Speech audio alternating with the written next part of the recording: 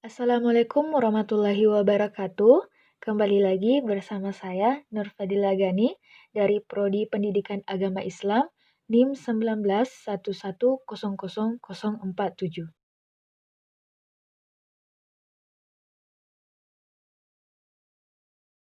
Toko-toko pendidikan Islam. Pendidikan Islam berkembang dengan pesat sejak dari peninggalan Rasulullah hingga sampai pada masa ini. Banyak para tokoh pendidikan Islam yang tampil sebagai pembaharu. Dalam tulisan ini dibedakan menjadi dua generasi. Yang pertama generasi klasik yang terdiri dari tokoh di luar Indonesia.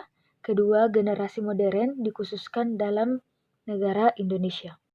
Tokoh pendidikan pada masa generasi klasik.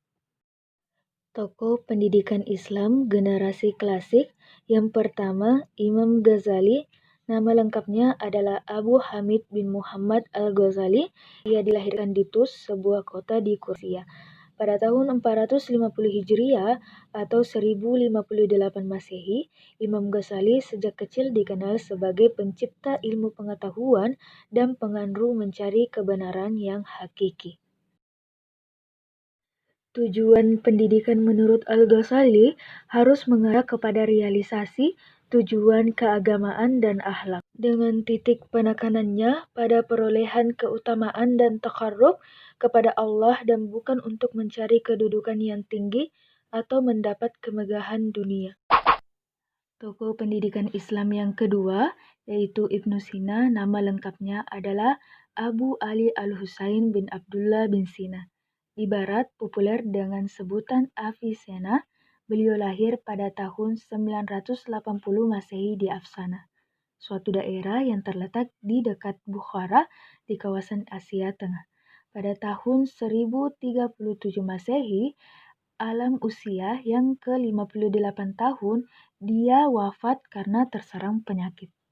Tujuan pendidikan Ibnu Sina yang pertama diarahkan kepada pengembangan seluruh potensi yang dimiliki seseorang menuju perkembangan yang sempurna, baik perkembangan fisik, intelektual, dan budi pekerti.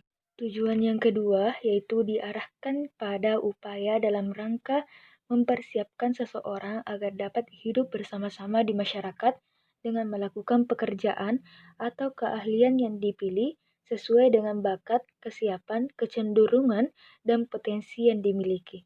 Yang ketiga, tujuan pendidikan yang bersifat keterampilan, yang artinya mencatat tenaga pekerja yang profesional. Ibnu Khaldun lahir di Tunisia awal Ramadan tahun 732 Hijriah dari keluarga besar berbangga dengan nasab Arabnya yang berasal dari Hadramaut, Yaman. Pendapat Ibnu Khaldun tentang pendidikan telah sesuai dengan prinsip-prinsip pendidikan Islam, yakni aspirasi dan bernafaskan agama dan moral. Ibnu Khaldun memandang bahwa salah satu tujuan pendidikan adalah memberikan kesempatan kepada akal untuk lebih giat dan melakukan aktivitas. Tokoh pendidikan Islam pada generasi modern. Tokoh pendidikan pada generasi modern yang pertama Kiai Haji Ahmad Dahlan, pada waktu kecilnya bernama Muhammad Darwis. Beliau dilahirkan di Kaumah, Yogyakarta dari pernikahan Kiai Haji Abu Bakar dengan Siti Aminah pada tahun 1285 Hijriah. Kiai Haji Abu Bakar adalah khatib di Masjid Agung Kesultanan Yogyakarta, sedangkan ayahnya Siti Aminah adalah penghulu besar di Yogyakarta. Tujuan pendidikan Kiai Ahmad Dahlan yaitu pendidikan moral, akhlak yaitu sebagai usaha menanamkan karakter manusia yang baik berdasarkan Al-Quran dan Sunnah.